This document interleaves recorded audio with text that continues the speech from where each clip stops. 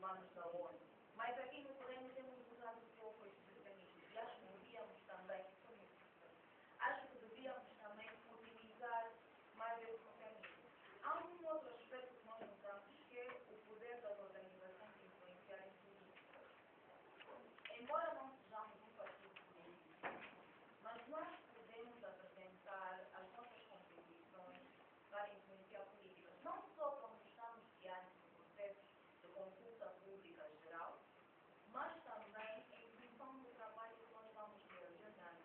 Por exemplo, essa questão da regulamentação da lei da violência doméstica. A JUDECA tem feito imenso trabalho na luta norte. Tem constatado coisas que, até certo ponto, estão fora do âmbito de proteção da lei. Achamos que, por cair no âmbito de proteção geral do Código Penal, perde-se um bocadinho o acompanhamento que se deve dar a essas questões.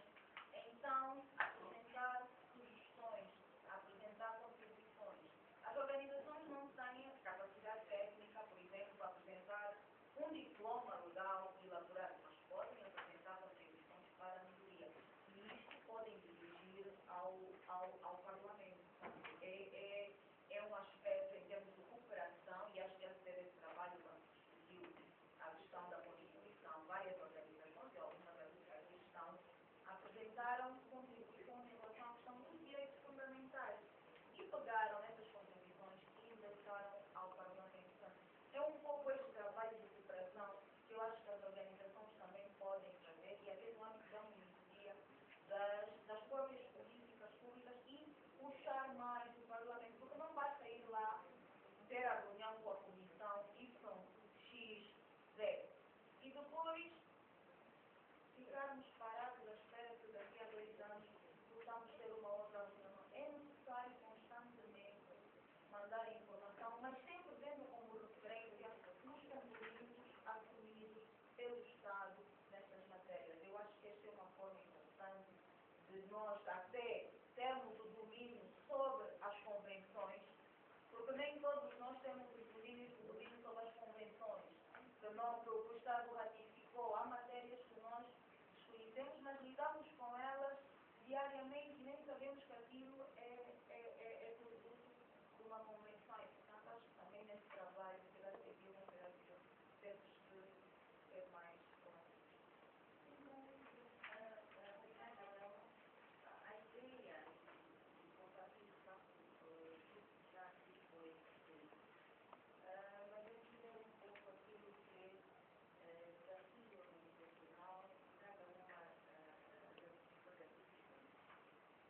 Esse processo de monitoramento de gênero, a falaste especificamente digital. A plataforma, o ano passado, venceu um encontro no Parlamento, em parceria da leitura, que era a questão de integração de gênero nas políticas públicas, especificamente no Orçamento Geral do Estado. Um dos indicadores, em termos de dificuldade de identificarmos, foi que, de facto, a ferramenta de monitoria, em termos de concepção e em termos de ação, é um tanto quanto complexa para esse órgão. Naquela mesma sessão, dando continuidade junto à plataforma, em dezembro nós realizamos uma formação sobre monitoria de gênero e convidamos precisamente também o Parlamento para estar presente no sentido de refrescar um pouco mais a abordagem e ter uma visão clara de como o processo de monitoramento, independentemente da questão de gênero, mas pode ser adotada num plano de ação desta instituição para, de facto, começar a implementar esta ação. Temos sido também mal sucedidas do ponto de vista. A ideia, de facto, de compartilharmos estas temáticas novas, as diferentes abordagens e a convergência e divergência que muitas vezes temos encontrado com esses públicos, é muitas das vezes a não aceitabilidade de participação nestas ações, o que dificulta, de facto, a nossa boa cooperação neste desafio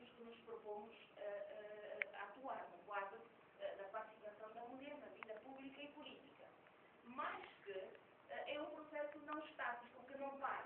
Hoje estamos aqui e agradecemos imenso a presença das diferentes instituições públicas, no sentido de dar uma continuidade àquilo que já começou, para em conjunto definirmos como vamos dar seguimento desse processo, porque depois nos deparamos frente às diferentes reuniões que acontecem a nível internacional ou a nível regional, com uma divergência de ideias e com uma incompatibilidade de informações e que, de certa forma, não engrandece o país. Todos nós somos angolanos e estamos aqui para lutar para um fim comum.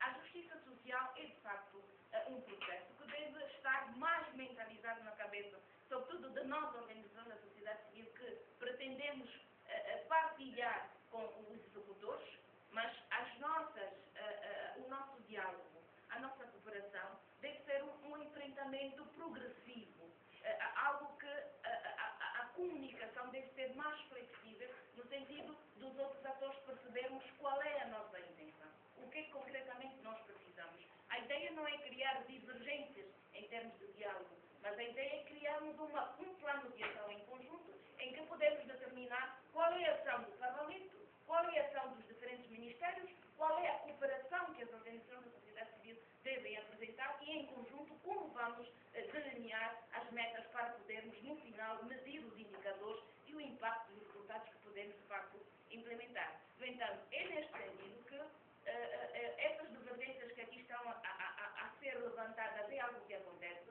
mas e é positivo, de facto, porque precisamos, de facto, desmentalizar essas barreiras todas que nós encontramos durante o processo, mas que gostaríamos que fôssemos mais proativos em termos de encontrarmos uma meta em comum para podermos sair desse marasmo que nos dificulta. Angola está num processo de desenvolvimento econômico muito alto, mas os níveis de desenvolvimento humano ainda estão aquém do nosso desejo. Então é neste sentido que nós que somos minimamente um pouco mentores do conhecimento, vamos partilhar aquilo que nos interessa em comum e ver concretamente como podemos sair destas dificuldades e encontrar uma linguagem coletiva que possa, de facto, ajudar a sociedade no geral. Muito obrigada, Verônica. Deixa-me